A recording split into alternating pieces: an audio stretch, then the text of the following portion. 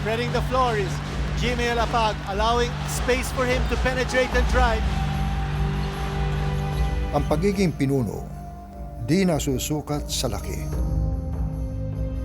Ang pagiging Pilipino, di nababatay sa lupaing kinalakihan. At ang tunay na puso, di nababatay kung ilang beses kinapos. Kung hindi sa pagbangon para ibigay ang tagumpay. Alapag It's a clear out. Jimmy launches it. Jimmy Alapag got it down. That's a 5-point lead. Now there's pressure. There's pressure on South Korea. They want a timeout. Lahat ng yan, pinatunayan ng laking Estados Unidos na 5 feet 8 inches na kapitan ng Gilas Pilipinas. Ang tinaguriang The Mighty Mouse na si Jimmy Alapag.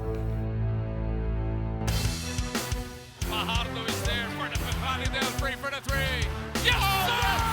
Fingers throws it down. Inorio baseline move. Ang pambansang reverse board. Jeff Chan for three. Yes, sir! The stopping move. Puta taga ni Gabe Norman. Ball gets down and says, get out of here. Gary, he launches another one.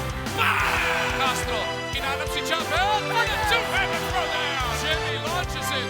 Right now, Larry finding heaven. Puso lang, plus nothing else but pure heart.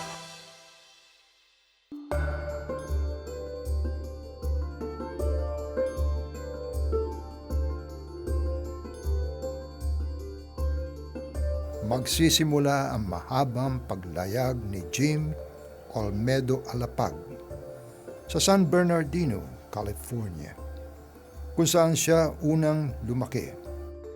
Bunso si Jimmy sa pamilya ng mga imigranteng Pinoy na sina Crispin at Aurora. Well, I was very fortunate growing up. You know, I come from a big family. I'm the youngest of 6. You know, I've had great family support from the very beginning. Nung pinanganak siya ay talagang isip namin, siya na nga yung huli talagang ilalabas. Kasi noong nagkataon si Junior, akala siya na nga yung mahuli na lalabas sa anak namin. Pero may kasamang Jimmy pa pala eh. Aksidente tawag. Kung lalaki ang lalabas, ang lalaki ang pipili ng pangalan. Kung babae, yung mga babae ang pipili ng pangalan. Eh lalaki, kaya yung mga kapatid niyang lalaki, yun ang pumili ng pangalang Jimmy.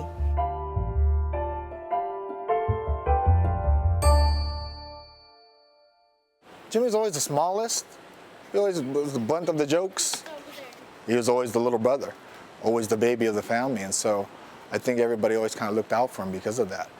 4 years old, he was always outside with me and his other brother, seeing us shoot baskets, and he's always like looking and wanting to learn. One of the things that he would always be like hard to get into the house. You know, you call him, Jimmy, come on, it's already late, time to get in the house now.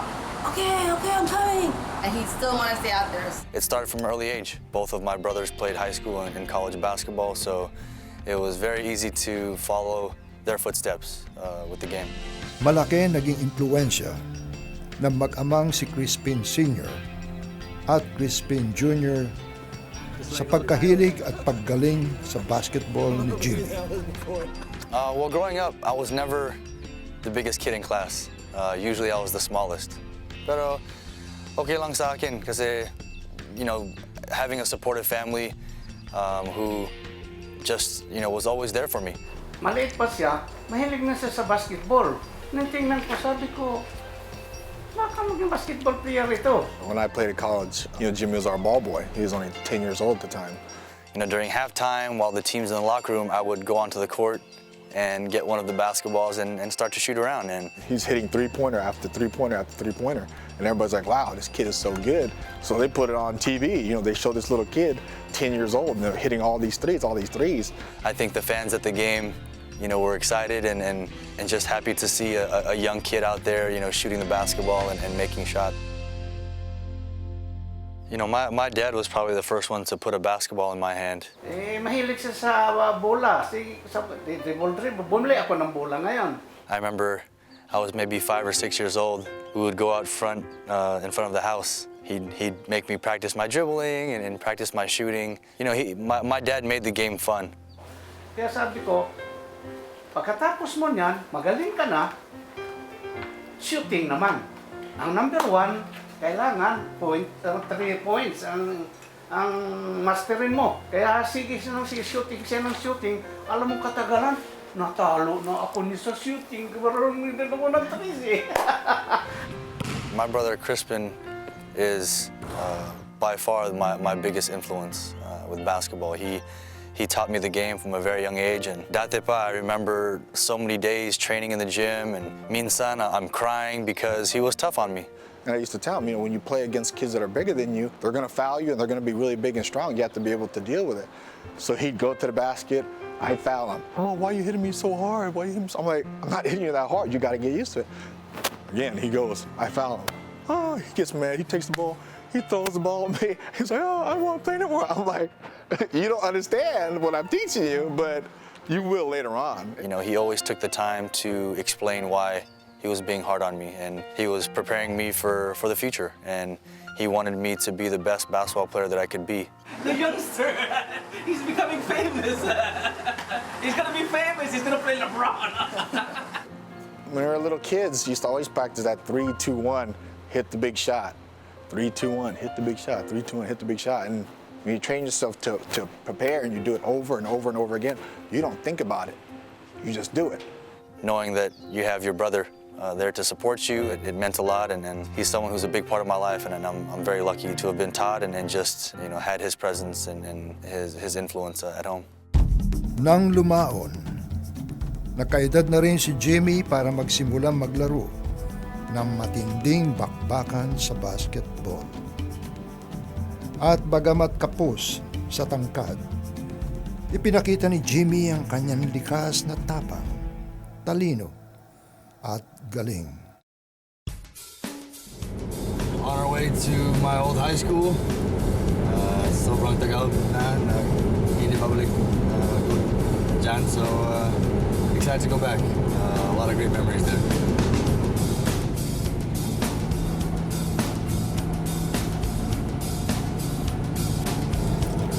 Here we are, Upland High School. Been a long time, but it's great to be back.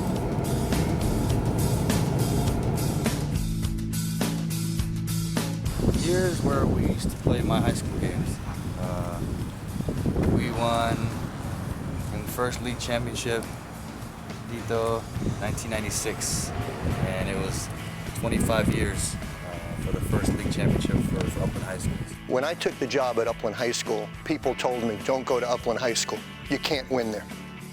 But little did they know, there was a 9th grader coming in that refused to lose. Back in high school, we weren't very known for basketball. Especially my first year and second year high school, we were terrible. And I don't like losing.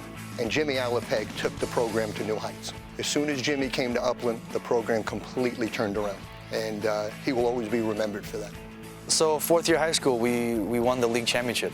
First time in 25 years. So, you know, it was a fun time and an exciting time for the school and for the community because it had been so long. To finish my high school career with the league championship, it was a great feeling. The most memorable that I could remember with Jimmy Alapag was we lost the game. And the reason we lost the game was because somebody close to the program and very close to Jimmy did not show up for the game. Jimmy didn't say a word, and Jimmy called a team meeting. And Jimmy, with great tact, said what he needed to say in very, very close quarters. And the young man that didn't show up to the game, he was looking, and I thought he could lash out at Jimmy and maybe grab Jimmy. But he had such high respect for Jimmy. And then after that meeting, you saw the leadership and you saw the respect the entire team had for Jimmy. And we went on a long winning streak, and we went far into the playoffs right after that.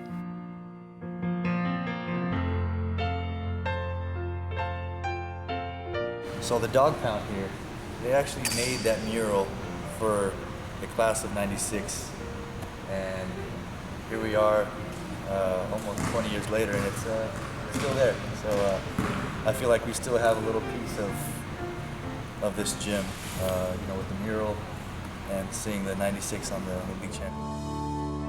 Teenager pa lang si Jimmy, maaga na niyang naunawaan ang halaga ng pagsasakripisyo para makamit ang mga inaasam-asam na tagumpay. Kasi yung discipline niya, he is a good person. And then good parents, of course. Ginagaya rin siya ng parents na siyempre maraming mga bisyo rin dito. When you're growing up, maraming mga temptation. But Jimmy is like focused to one only, just to play basketball. There were nights, Friday night, Saturday night, lahat ng kaibigan ko are my gimmicks sila, party, or I'd be in the gym. I'd be in the gym 10, 11, 12 midnight practicing. I love those moments. Being in the gym by yourself, I could feel myself getting better. Champions are made, they're not born. He's been working for this his whole life. It's just kind of innate, I think it's just in his blood. He'll fight, and I think it's just like an Alapag thing, we fight. Maaga pa lang ay nabuo na ang reputasyon ni Jimmy bilang isang winner. At bagamat dadami ang pagsubok na mararanasan niya, ay marami pa rin siyang mapapatunayan at matutuklasan.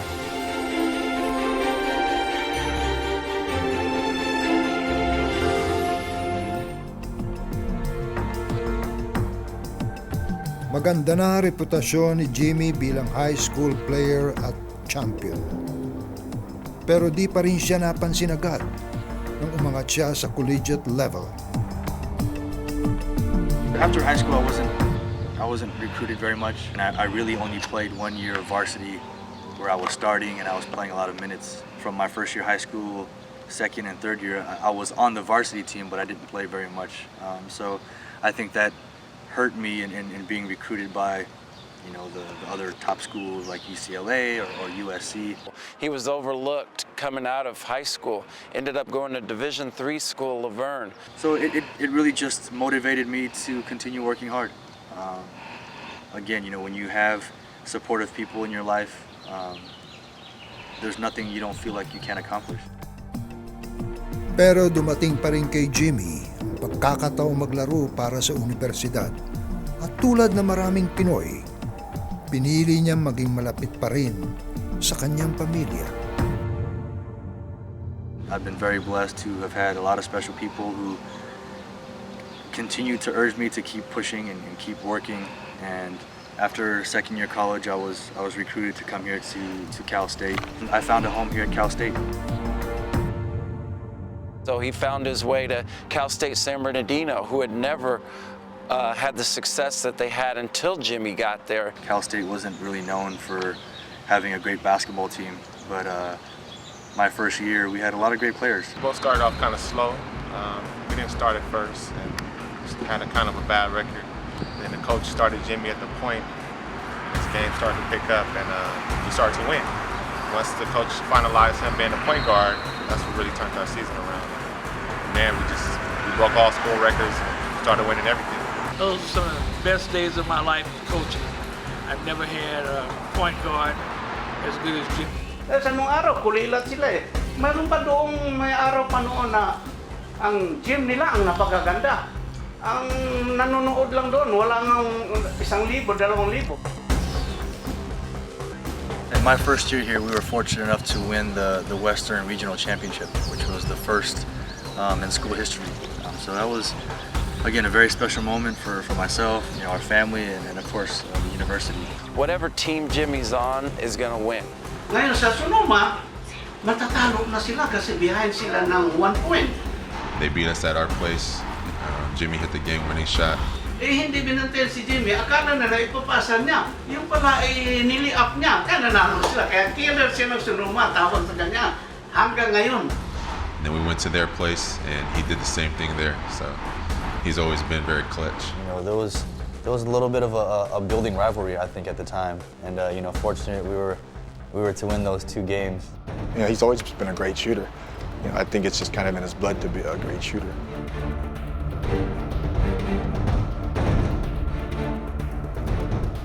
And then he rode that program out and took them to the Elite 8 and did some huge things there. First time, nasa Elite 8 ang Cal State San Bernardino.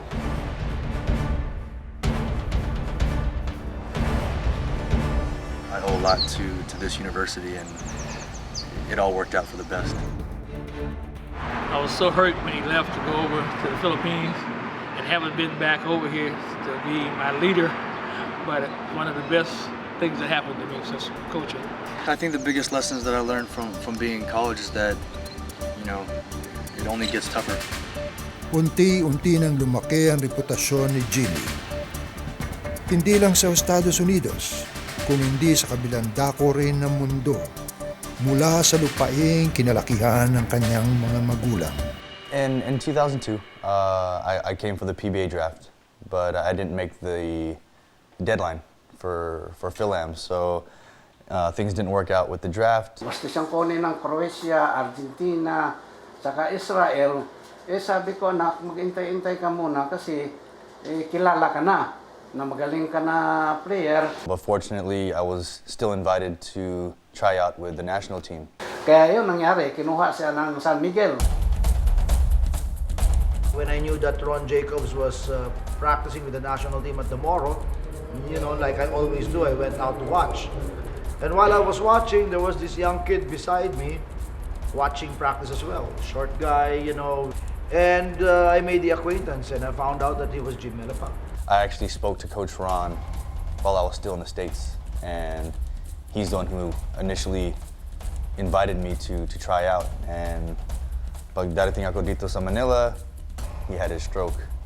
So it was really unfortunate, and at that point I didn't know what I was going to do, if I was going to leave and go back to the States, but luckily Coach Jong called me and said the invitation was still open, and so I joined the national team tryouts with Selecta. But I didn't get an opportunity to play because we were still waiting for my clearance, and I was literally at the point where I was just going to go back home, and right as I was making plans to go back to the US, I was cleared.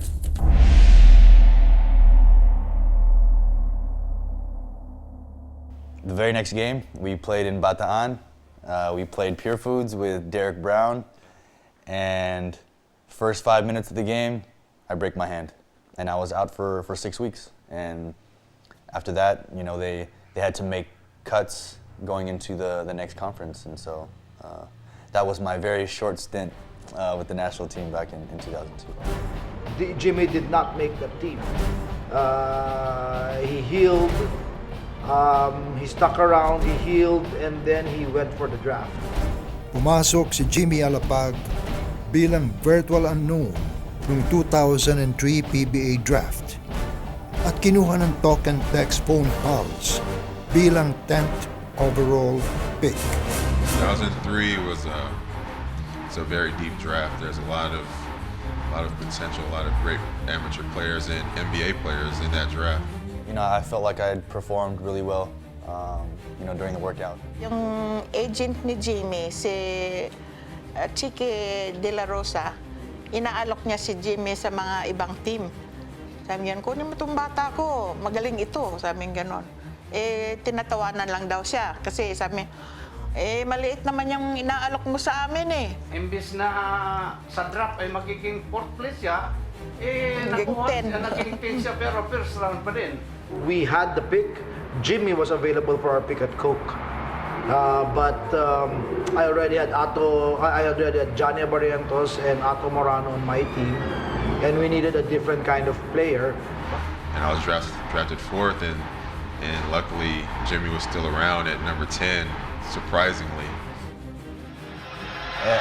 As disappointed as I was to go number 10, I was also really excited when my name was called and gave my mom and my dad a big hug. And you know, it was special knowing that I was not only going to be a professional basketball player, but have the opportunity to do it in our home country.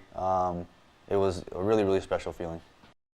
Mula noon, sabi ko, Jimmy, anak, sabi ko, ngayon na nakapasok ka sa PBA, kailangan, sabi ko, pag naglaro ka, ipakita mo sa kanila lahat ng alam mo sa paglalaro. Dahil sabi ko ganon, hindi nila nakikita nila yung panlabas mo. Hindi nila nakita kung anong kaya mong gawin sa paglalaro ng basketball. Sabi ko, ipakita mo sa kanila. At bagamat baguhan pa lang siya, ipinakita na niya ang kanyang bukod tanging galing, tapang at puso sa mga Pinoy. lived together our first year, won the championship our first year, and we've been like brothers ever since.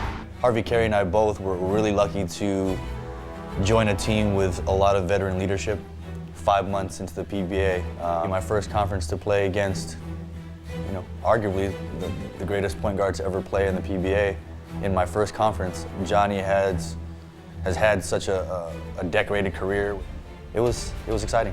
Mula sa kanyang rookie year, naging matunog na si Jimmy sa pambansang liga. At mula noon ay mas tatatag pa ang kanyang reputasyon bilang isang winner at magiting na pinuno. Alapag for three, and a basket is good! Alapag on the move, Alapag all the way! Jimmy Alapag has just taken over this basketball game. And he's putting on a show here. It's a three-point shot! The Mighty Mouse has saved the day.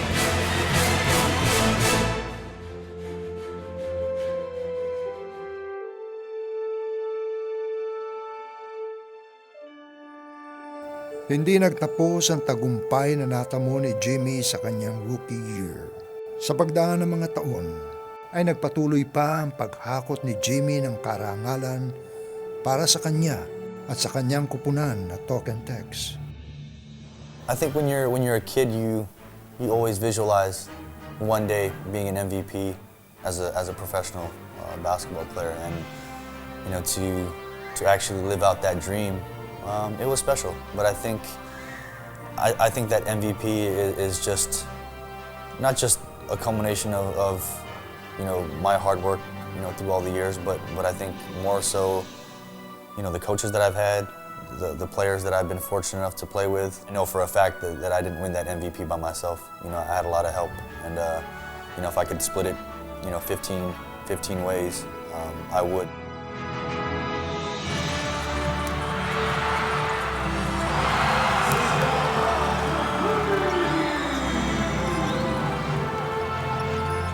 Alapag at 5'7", gets the hands of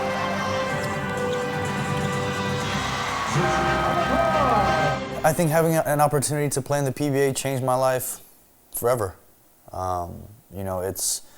It's given me an opportunity to do something that I've loved, since I was 3 years old. And again, to have an opportunity to come back to my home country and really learn more about where I come from and what my parents went through, it means a lot. Dala ang lahat ng ito ng bukod tanging leadership na pinakita niya sa kanyang karera. Jimmy's he's the most selfless person that I've ever met. He's a great leader, he's a great motivator, and he makes the team just better by trying to make everyone happy before he takes a shot. He wants to get the assists, he gets the joy out of making other people happy on the court, and it reflects on the type of person, the type of characteristics he has off the court. He'll give you the shirt off his back, and he's willing to do anything for the people around him, and that's something that's really admirable about Jimmy. From a young kid to what he is now, a great leader, that was the big difference, I thought. As time went on, he started to understand what it meant to be a leader. And that's what I had the most time, that's where I enjoyed the most time mentoring Jimmy. He's an excellent leader of the team, and he, I guess there's maturity there, there's respect for Jimmy, So, walang problema na siya ang talagang parang tinuturing na leader ng team.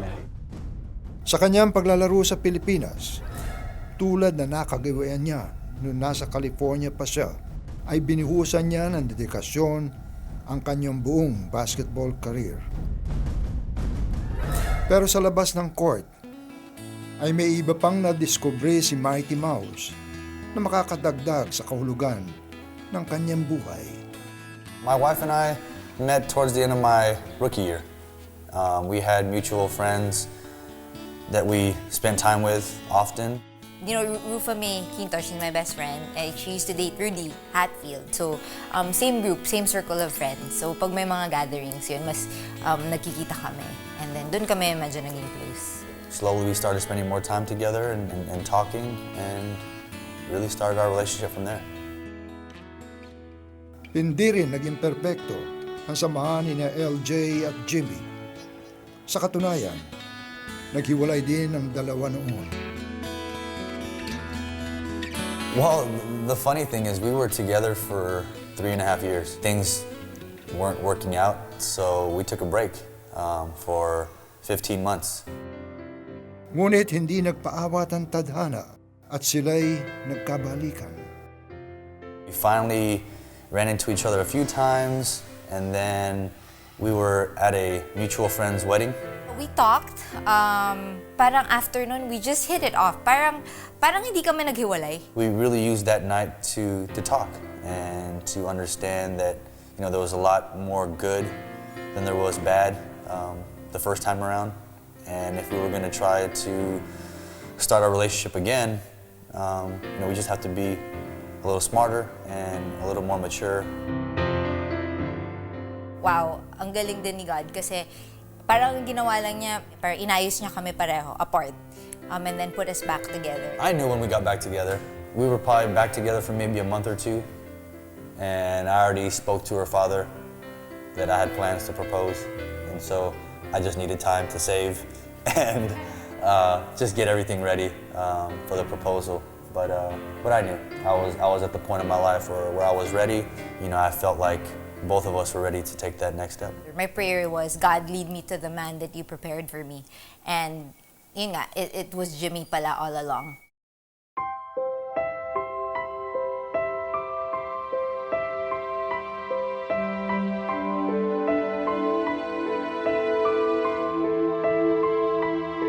We got married August 19, 2010 in Laguna Beach. It's a spot that my wife chose. I didn't get a chance to see the place initially because we were still in season. She traveled to the U.S. with her father, and they picked the place, but it was awesome. I loved it.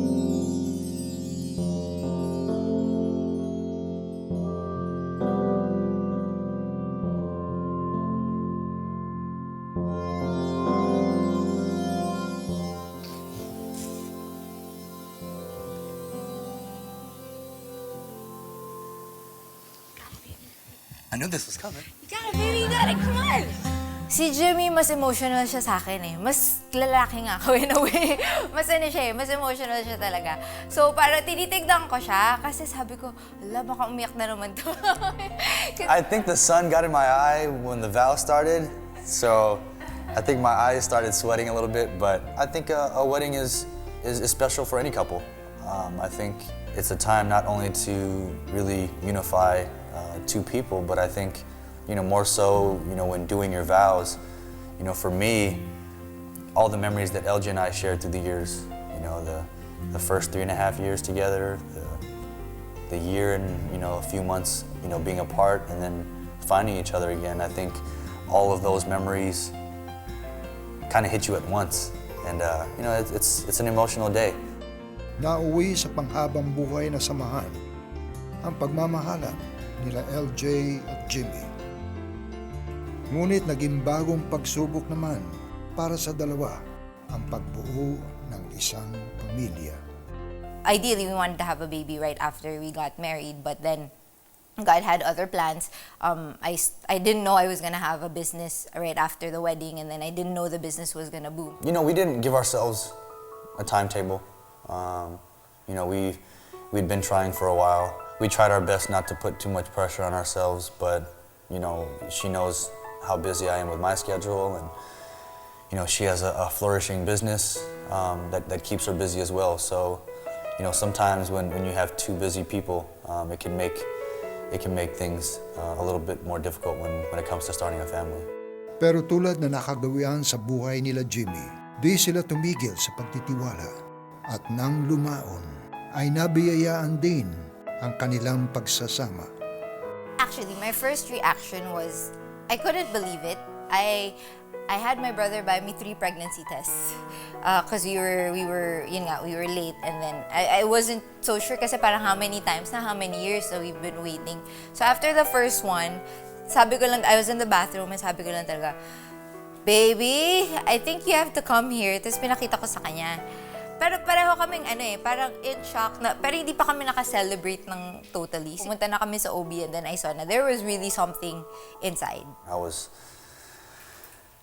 blown away, with excitement, maybe a little bit of nervousness, but excited for our family, our growing family. Just excited to have another child here in our home, and again, try to do our best as parents to raise them the right way and the best that we can.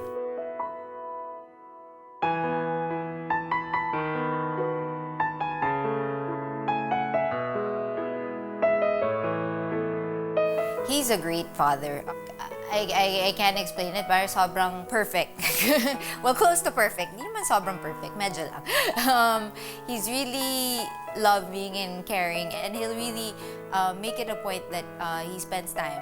Starting a family has changed my life, completely. I think this is a totally different and much tougher challenge, a bigger challenge than trying to compete for any championship or hitting a shot against Korea. But I'm up for it. LJ and I are both up for it. Just to start our family. Tunay na naging mapalad si Jimmy sa kanyang pagluwas para tuklasin ang kanyang inambayan. Di lang niya natagpuan ang kanyang pagiging Pinoy dito. Natagpuan din niya ang habang buhay na pag-ibig.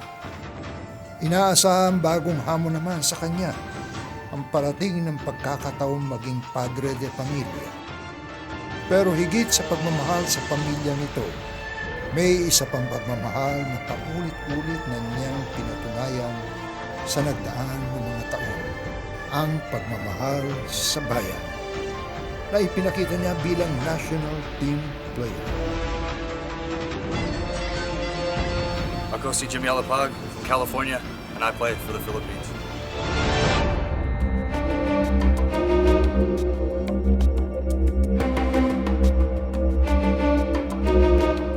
Maliban sa taglay na galing at leadership na ipinakita ni Jimmy sa kanyang basketball career, kahanga-hanga rin ang kanyang dedikasyon para paulit-ulit na magserbisyo sa national team. Mula sa kanyang unang paglapag sa ating bansa, hindi natinag ang kanyang pagiging handa para maglaro para sa national team. Maski noong di pa malayo ang nararating ng Pilipinas sa international basketball. I think playing for our national team is unlike playing for any other country. Again, just because every Filipino loves basketball, and the journey that I've experienced, during my time from 2002 and the disaster that happened a long time ago. Three-point shot! Yes! Yes! Big basket! Ang laki niyan, Seb. Whenever you need a big one, go to Rosella. But with still a lot of time to go, 51 seconds. Open shot! No! Muna sa Philippines has it! The Philippines has it! Tignan mo kung sino 25 seconds to go. Rosella is hammered! First by Rosella. Looks strong. Malakas. Also missing both charities. 8, 7, 6. There's a drive. They lose control of the basketball. It's on the floor. It's an open 3 by Lee. Lee fires a 3. Will it go? It goes! It goes! Korea looks like they will go to the gold medal match. Ang sakit, Seb, nun. Napakasakit. And this will go down as one of the closest ever game. To the heartbreak in 2007 in Japan, to an even harder and tougher heartbreak in Wuhan in 2011. Up, okay, 4 seconds to go. Go, JV, go. 2 seconds to go. Go, JV. JV for the win.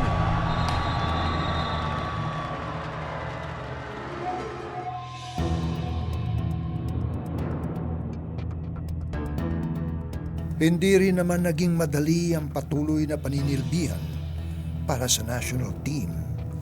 Dala ng maraming sakripisyo. Mahirap siya, yung being away part.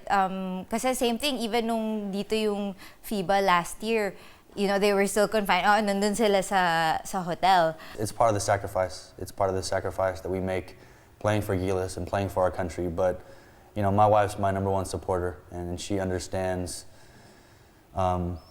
you know, the sacrifice involved in this whole process. I know it's for the country, and I know how important it is to him. And it's also important to me as well. Matapos ang halos 1 dekada ng paninilbihan sa bansa, ay nagkaroon siya ng isa pang pagkakataong mabigyan ng karangalan ang bayan kanyang binalikan.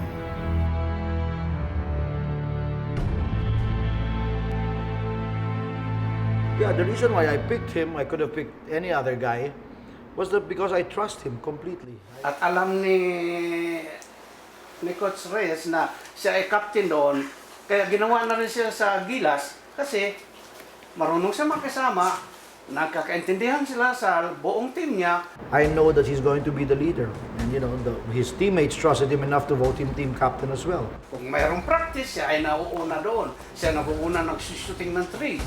Kaya lahat yan ay nakikita ng mga kasamahan niya na he is really doing his job para lang sumunod ang mga tao. And his work ethic is unbelievable. He's always the first in the gym, last to leave. He's always a guy who gets everyone together when people are going through a rough time, a rough patch. Jim is the first guy on anybody's side, tapping him on the bench, saying that's good, get it back next time, don't mind coach. Jimmy thinks bigger than himself. And when people see that unselfishness or that selflessness, he's just got such high character. So he's a natural leader, and people naturally follow him. I know that he's going to do what it takes to win, and he's going to do whatever he can to contribute to the team. Hindi man naging matunog si Jimmy sa kabuuan ng torneo, bumangon siya sa takdang oras para tulungan paangatin ng Gilas at tuparin ang misyon nito. Well, against Korea, we were in control most of the game. I think to start the third quarter, Jason and LA and Ping and Ronaldale really got the game and the team going. The blur all the way to the hole! Unbelievable shot by Jason Castro. That's 12 points now for Castro. The hesitation dribble and then the reverse layup, and he knew exactly what he was going to do. He faked a pass almost. Jimmy for three! Pass! Jimmy Alapag, it's a 10-point lead. Everyone in the room stands even in the top tier. But again, I think the fourth quarter came and Korea, being Korea, made their run. And I think they took the lead with just under 2 minutes. I think at that particular moment, seeing the 20,000 of our fans at MOA, thinking of all the millions of Filipinos watching on TV, I think that was the moment. I remember we went into a timeout, and I remember looking at everyone's eyes and everyone's faces, and we were ready. That's why Jimmy is on my team, because in the end, as coaches, we gotta pick the players whom we truly trust. And you know, it's something that you dream about. It's something that I've dreamed about. And you know, I had the ball in my hand. Ping sets a great screen on the guard from Korea. I get free, and you know, it's a shot that I've taken hundreds of thousands of times in my life. Alapag has 6 seconds to work with. Jimmy launches it. Pass! Jimmy Alapag got it down. That's a 5-point lead. Now there's pressure. There's pressure on South Korea. They want a timeout. If you watch the tape, I really hold my follow through as long as I could to make sure that the ball would go in. When we were little kids, used to always practice that 3-2-1, hit the big shot. 3-2-1, hit the big shot. 3-2-1, hit the big shot. And he just hit the biggest shot of his career. To Jimmy, it's just another shot. So he's not thinking about like that. He's just performing. He's just doing what he's been trained to do. And he's a winner. To be a Filipino, to play in your home country, and to have a country have their eyes on you, it's what I love about this game so much, because you can really impact people's lives from a game. Sa kabuuan ng kanyang karera, ipinakita ni Jimmy ang tunay na leadership, dala ng sipag, tapang, tiwala, at puso. Higit sa bukod tanging katangiang iyon, kahanga-hanga ang kanyang dedikasyon para sa kanyang kupunan at para sa kanyang bayan. I think when I'm done playing, I want people to remember me as somebody who played the game the right way, somebody who respected the game, respected its history, and really left his heart and soul on the basketball court. Hopefully people will see that Gilas team and as a team that really inspired people to continuing to try to conquer more mountains. I think this was a big step, and hopefully only bigger and better things to come for our country.